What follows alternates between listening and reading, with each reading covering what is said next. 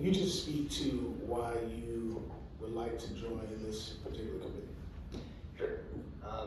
Wasn't sure if I was going to be speaking. I know in June there was, I heard a desire for me to speak, so I wish I had been there and I could have clarified some things. So I've been I haven't owned a car in 20 years, so I'm very familiar with what it's like to try to get around in La Crosse as a bicyclist, as a pedestrian, as a bus rider. I also have extensively researched the housing and transportation history of La Crosse over the past few decades. And what I've concluded is that cars are very expensive, both for individuals and for the municipality. They're dangerous, both in terms of accidents and pollutants that they produce. Car culture, car-oriented construction patterns lead to low-density construction that has had a devastating effect on La Crosse's tax base and municipal expenditures. We have our climate obligations, so I think there's many reasons why we need to dramatically reduce car use. I don't believe in. I think that education is a good step towards that, but I think more important is infrastructure. We have infrastructure that is car-oriented, and it's relatively easy to get around by a car. I know a lot of drivers don't see things that way, but in order to get here from my apartment, less than about a mile away, I had to go into the street and then a sidewalk that was barely plowed, and then cross an intersection, go all the way out of my way to get to another sidewalk, and then dodge through some traffic, and it's just not easy to get around by bike. So we shouldn't be surprised when people don't do it. My philosophy is based on what type of infrastructure are we building. So that's the thing that's been neglected. I've tried to comment on it many times, and I've felt sidelined.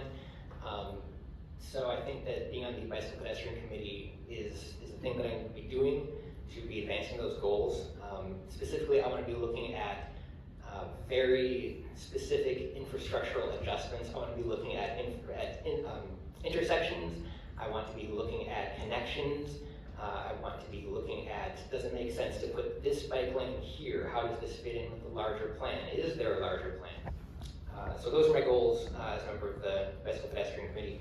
And if I can answer, the reason that I reapplied for the committee is that I think that there might have been some confusion or lack of familiarity with me. I know that I tend to be an abrasive person. That's fair. I'll own that accusation. I like to think of myself as a kind person, but I'm definitely not a nice person.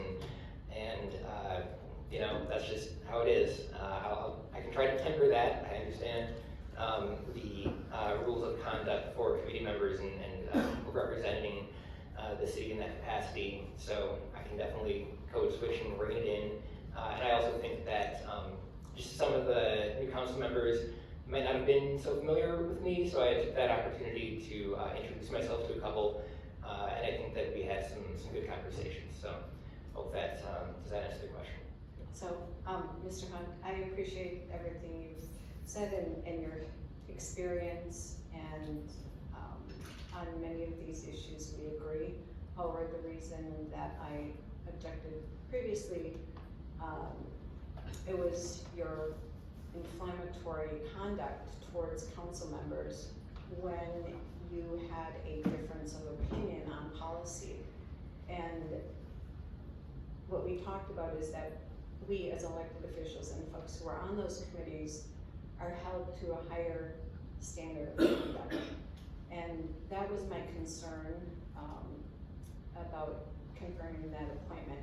So my question is, do you understand that? And even though you said you're willing to act professionally on the committee, hopefully that will carry into other areas and not just on the committee. That's why, and not because you may not be knowledgeable and you may not be a good fit knowledge-based, but some of the inflammatory things that were said and personal attacks came across as very threatening to many council members. So what I'm asking is, do you understand that that is probably something that is not appreciated on city committees? Yeah. Yes. Councilmember Pedestrian. Thank you, Your Honor. I actually was one of the people Kevin had reached out to, and we had lunch and had a nice time that day. And I told Kevin I find him to be a very knowledgeable, intelligent young man, and I appreciated that. And then we did talk about what Councilmember Kayla just did as far as that stuff. And I asked him to, not publicly, he doesn't have to apologize, but I said, just think it over, maybe privately apologize. I don't know if he did or not. I will say that I do appreciate the fact now, Kevin, that you seem a little bit more sorrowful about what you may have said, and you also just agreed that that there's a lot of times, and I'm a very emotional guy, I can try to drop of a hat, but back in the day I'd throw a fist at the drop of a hat, but outgrown that and outweighed that, so it doesn't happen anymore. But I guess the big thing for me, Kevin, is I just hope you understand you're representing the city, and as much as we do have freedom of speech in this country, we have to be held to a higher standard when we're on committees or in these roles of council. So I just got to thank you for a few seconds, but I thank you for coming up and answering these questions. Thank you. Councilmember Gardner. Hi, Mr. Hunt. You have disagreed with me, and we've never had a personal interaction. We've never talked about any of my votes, anything, but you've called me a murderer. I should be shunned, those things. Totally get it. Have thick skin, no problem. But what I want to make sure that you understand now, to this date, is that I've been in listening sessions with you. I've read some of your comments on public media or public social media, excuse me. And I found them to be very nuanced and very well researched. And I really appreciate that voice because it's taught me things. So I want to just say that I'm encouraged, and I look forward to actually being able to work with you. And when I have a question, maybe that I can use you as a resource. So I just want you to know that I'm always open for you to talk to me about how I vote, why I vote, when I vote. Because it is lacrosse first for me. Thank you. Councilmember Bedford. This will be a quick one. Do you have a history of violence? No. Thank you. All right. That being said, Kevin, thank you very much for coming up. Oh, sorry. Councilmember Weston, go ahead. Sorry, Mr. Hunt, I do also just want to apologize. I think there's been an indictment on your character, and I do feel like we would all be at a loss if we were judged by some of the things that we have said and done. And I'm, to be honest, quite uncomfortable with the council's decision to pick out one person out of many when there are many, I don't know, most of these people.